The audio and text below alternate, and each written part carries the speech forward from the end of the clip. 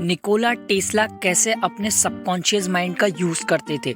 Nikola Tesla बचपन से इस बात को नहीं जानते थे कि उनके विजन और इमेजिनेशन का न्यूरल सर्किट बहुत स्ट्रांग है। वे जो भी सोचते थे उसे स्पष्ट रूप से देख सकते थे, दृश्य को पूरी फीलिंग के साथ महसूस कर सकते थे, उस दृश्य को अपने मन में बनाए रख सकते थे, जिस कारण वह दृश्य को अपने अवचेतन मन यानी कि सबकॉन्शियस माइंड से जोड़ सकते थे।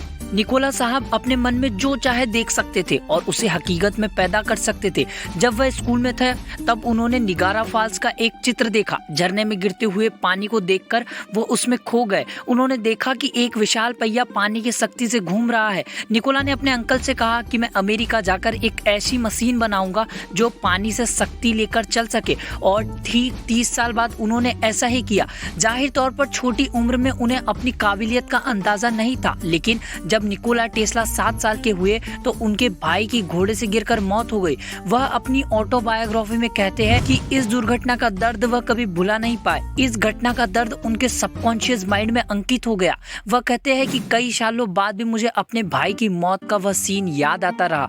उसके बाद वह कई वर्षों तक निकोला टेस्ला अकेले रहना पसंद करते थे। अगर छोटे निकोला से किसी वस्तु या ऑब्जेक्ट की बात की जाती तो उनके दिमाग में तेज प्रकाश बिजली की तरह चमकने लगता और वह चीज अपने सामने दिखने लगती। कई बार वह बात करते करते बेचैन हो जाते थे, क्योंकि उन्हें समझ नहीं आता था कि वह जो देख रहे हैं वह असलियत में है या नहीं। जब इस तरह के विजन उन्हें परेशान करने लगे तो उन्होंने कुछ तरीके अपनाए। वह अपने मन में एक शहर या बड़ी सी जगह को घूमने की कल्पना करते और मन ही मन पूरे शहर में घूमते रहते। शहर में किसी नई व्यक्ति से मिलते या फिर अपने पसंदीदार काल्पनिक उस इमेजिनरी पर्सन को बुलाकर उससे घंटों बातें किया करते। यह सब वह 17 साल की उम्र में कर रहे थे। इसके बाद उनके मन में साइंस की विजन, इंस्पिरेशन और प्रॉब्लम के सॉल्यूशंस प्रकट होने लगे। एक दोपहर वह पार्क में अपने दोस्त के साथ घूम रहे थे कि अचानक उनकी आंखों के सामने जोर से लाइट चमकी और फिर उन्हें कुछ सर्किट और डिजाइन दिखने लगे। उन्होंने तत्काल उस चित्र को बनाना शुरू कर दिया और 6 साल बाद वही चित्र उन्होंने इलेक्ट्रिकल इंजीनियर की सभा में पेश किया और वहाँ चित्र था एसी मोटर्स का। एसी मोटर्स की यह डिजाइन इतनी इफेक्टिव थी कि आज 120 वर्षों बाद भी पावर टूल में और वैक्यूम क्लीनर में इसे उपयोग की जाती है। अवचेतन मन की शक्ति केवल इंटरनेट और बुद्धि तक सीमित ना होकर पूरे शरीर पर काम करती है। निकोला टेस्ला के पिता चाहते थे कि उनका बेटा पादरी बनकर रिलीजन और फिलोसॉफी को आगे बढ़ाए, लेकिन टेस्ला बचपन से साइंस में जाना चाहते थे, इंजीनियरिंग करना चाहते थे। फिर एक बार किशोरावस्था में निकोला को कोलेरा हो गया और उनकी स्थिति बहुत खराब हो गई। पिता ने निकोला टेस्ला के पास आकर कहा कि अगर तुम जल्दी ठीक हो जाओ तो मैं तुम्हें जो चाहे वो बना सकता हूँ और तुम्हें इंजीनियरिंग में एडमिशन दिलवा सकता हूँ। तो इसे माइंड ओवर मैटर कह लो या healing power of subconscious mind. Nikola Tesla कुछ ही दिनों में पूरी तरह ठीक हो गए। तो सवाल यह है कि आप और मैं अपने अंदर यह शक्ति कैसे विकसित करें।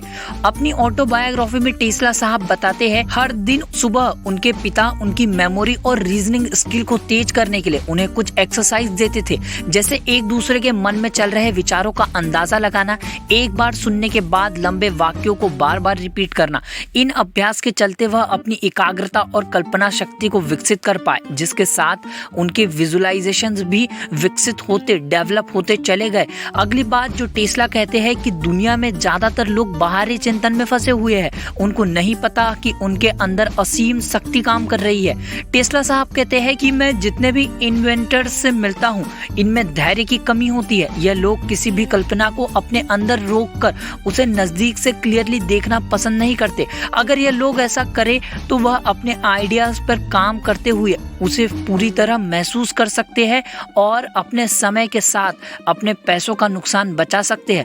निकोला टेस्ला के लिए अकेले और शांत रहना बहुत जरूरी था, क्योंकि उन्होंने अपनी ऑटोबायोग्राफी में कहा है be alone that is the secret of inventions. Tesla साहब के कहने का मतलब है कि आप ब्रह्मांड के सीक्रेट जानना चाहते हो तो एनर्जी, फ्रीक्वेंसी और वाइब्रेशंस की टर्म में सोचिए।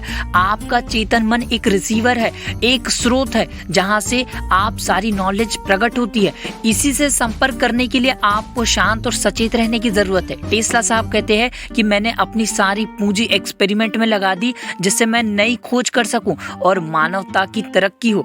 बॉब प्रॉक्टर अपनी किताब में कहते हैं कि अवचेतन मन की अनलिमिटेड पावर और गाइडेंस बिना स्वार्थ के मन की तरफ बहती है। ऐसे दिमाग, ऐसे लोग जो अपने फायदे से बढ़कर सोचते हो, चाहे वह लियोनार्डो दा विंची हो, एलन मस्क हो या फिर टेस्ला साहब, इन सबके विजन अपने पर्सनल फायदे से बड़े थे। अगर आपको खुद के लिए पैसा कमाने की बजाय लोगों के लिए बेहतर करना हो तो आपके पास अपॉर्चुनिटी, आइडिया और इंट्यूशंस ज्यादा आएंगे। जब आपके मन में डाउट नहीं होते हैं तब आप बहुत इंटेंस हो जाते हो। निकोला टेस्ला साहब बहुत इंटेंस इंसान थे। वह जो भी करते थे उसमें पूरी तरह समा जाते थे। एक बार वह लगातार 84 घंटे तक अपने लैब में काम करते रहे। एक बार वह लगातार 36 घंटे तक पूल खेलते रहे। उनकी सेहत बचाने के लिए उन्हें यूनिवर्सिटी की लाइब्रेरी से बैन कर दिया गया था क्योंकि वह दिन रात वहां किताबें पढ़ते रहते थे। जैसे जैसे उनके अनुभव बढ़ते गए, टेस्ला की क्वालिटीज भी बढ़ती गई। आज से करीबन 100 साल पहले उन्होंने 1926 में कहा था कि एक समय बाद इंटरनेट और स्मार्टफोन जैसे डिवाइस आने वाले हैं। उन्होंने इन्हें इमेजिन कर लिया था। उन्होंने कहा था एक ऐसा वायरलेस नेटवर्क बनेगा जहां पूरी दुनिया एक बड़े दिमाग में बदल जाएगी। जितनी भी दूरी हो, लोग तुरंत आपस में कनेक्ट कर पाएंगे, एक दूसरे को देख पाएंगे, एक दूसरे को सुन पाएंगे। ऐसा करने के लिए इंसानों के पास एक छोटा सा डिवाइस होगा जिसे वह अपने कोट की पॉकेट में रख पाएंगे। आज से हजारों साल पहले टेस्ला साहब ने इन सारी चीजों की प्रेडिक्शंस कर ली थी। मतलब उनकी इमेजिनेशन पावर और उनके सबकॉन्शियस माइंड की पावर का वो काफी ज्यादा पोटेंशियल में यूज कर रहे थे। तो इस वीडियो से आप भी काफी चीजें सीख गए होंगे कि आप कैसे अपने सबकॉन्शियस माइंड का यूज कर सकते हैं, जिन्हें मैं यहाँ पर समराइज करना चाहता हूँ। नंबर फर्स्ट, अपने अंदर बसी कल्पना शक्ति को कभी इग्नोर मत कीजिए। अपने अंदर किसी सकारात्मक आइडिया को देखने और महसूस करना बहुत जरूरी है और उसे पूरे इंटेंसिटी के साथ महसूस कीजिए ताकि आप उसे क्लोजली फील कर सके। नंबर 2, जितना अच्छा आपका कंसंट्रेशन होगा उतनी अच्छी तरह से आप यह प्रोसेस कर पाएंगे। इसीलिए ध्यान, मेडिटेशन और अन्य चीजें जरूर करें। नंबर 3, हमारा अवचेतन मन एक रिसीवर है, एक स्रोत है जहां से ब्रह्मांड की सारी नॉलेज प्रकट होती है।